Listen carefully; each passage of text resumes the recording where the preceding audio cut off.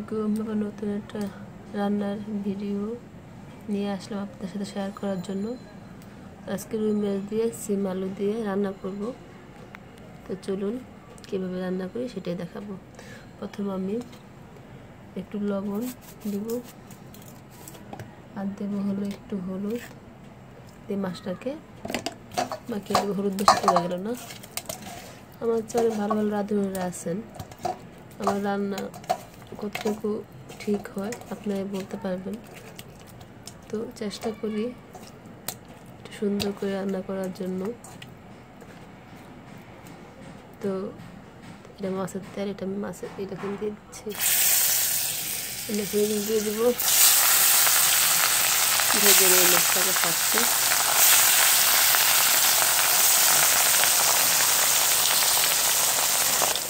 মাছটা ভাজা হতে একটু ভালো করে ভেজে নেব। এক পাশ যদি ভালো করে না ভেজে নিই ভেঙে যাওয়ার ভয় থাকে, তাই এক পাশ আমি ভালো করে ভেজে নেব একটু। এখন আমি এটাকে ধুয়ে নিয়েছি, পানিটা ঝরিয়ে নিই আর কি।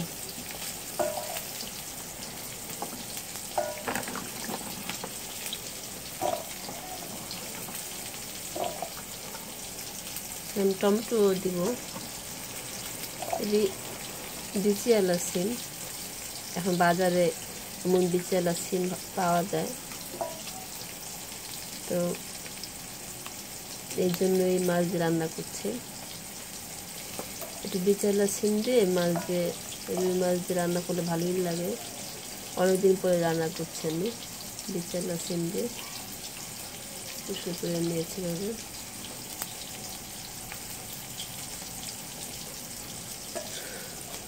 আলুগুলো এভাবে কেটে নিয়েছে। মাছটা এখন উল্টে দিব। উল্টে পাল্টে একটু বেশি ভাজা লাগে না রুই মাছ রান্না করলে, হালকা ভেজে নিলে হয়। এখন রান্নার শব্দের কারণে আমার কথাগুলো ক্লিয়ার বোঝা যায় কিনা অবশ্যই আপনি একটু আমাকে ইনবক্সে জানাবেন।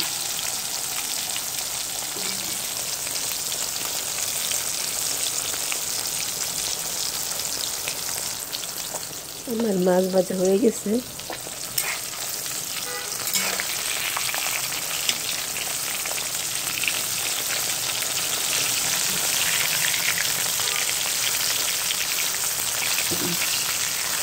এটা নামিয়ে নেব।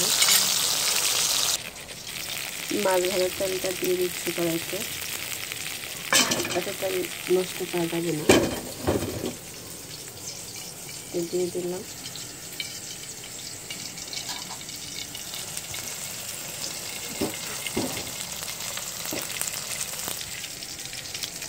এরপর একটু দিয়ে দেবো।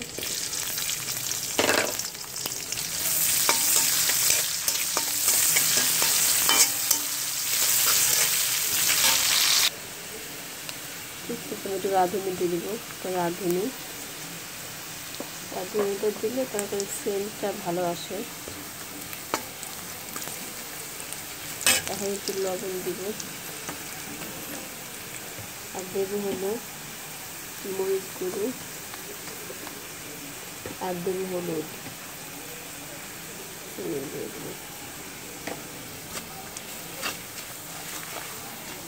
এখানে অন্য কোনো মশলা দেবো না, আমার নর্মালি কোনো মশলা ভালো লাগে না হলুদ মরিচ ছাড়া।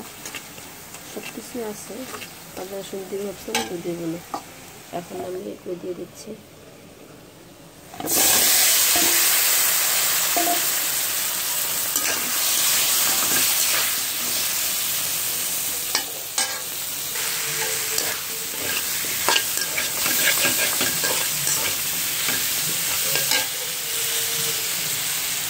ভালো করে কষিয়ে নেব। ভালো করে না কষালে মশলার গন্ধ হয়, মশলার গন্ধ হবে, তাই ভালো করে কষিয়ে নিতে হবে সবজিটাকে।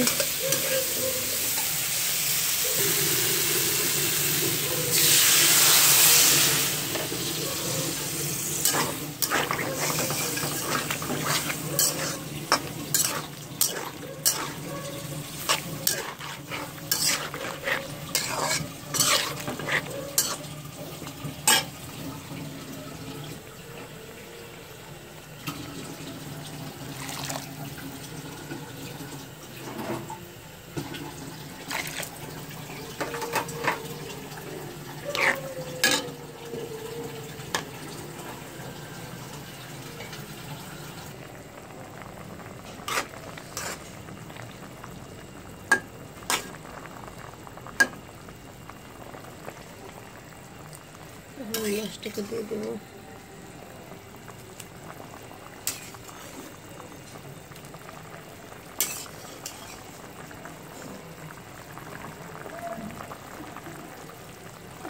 तीन पीस देबो।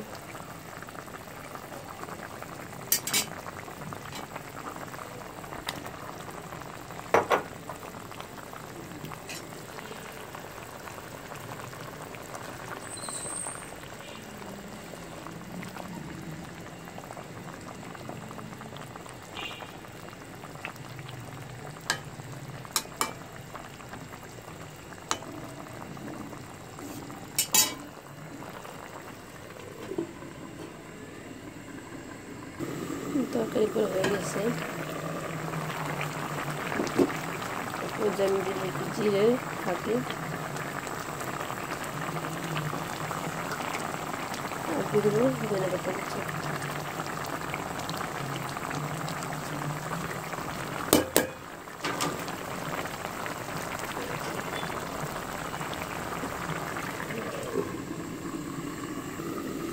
আমার তরকারিটা হয়ে গেছে, আমি নামিয়ে নিব এখন।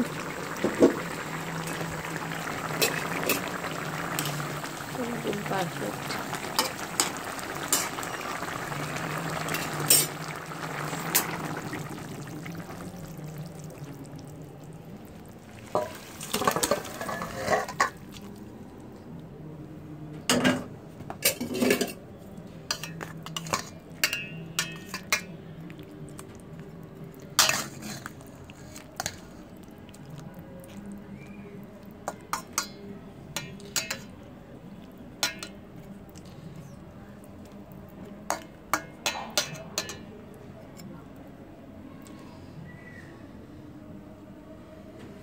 তো রেসিপিটি যদি ভালো লাগে অবশ্যই লাইক দিবেন। নতুন নতুন রান্নার ভিডিও পেতে অবশ্যই কমেন্ট বক্সে কমেন্ট করবেন। তো পর্যন্তই, আল্লাহ হাফেজ।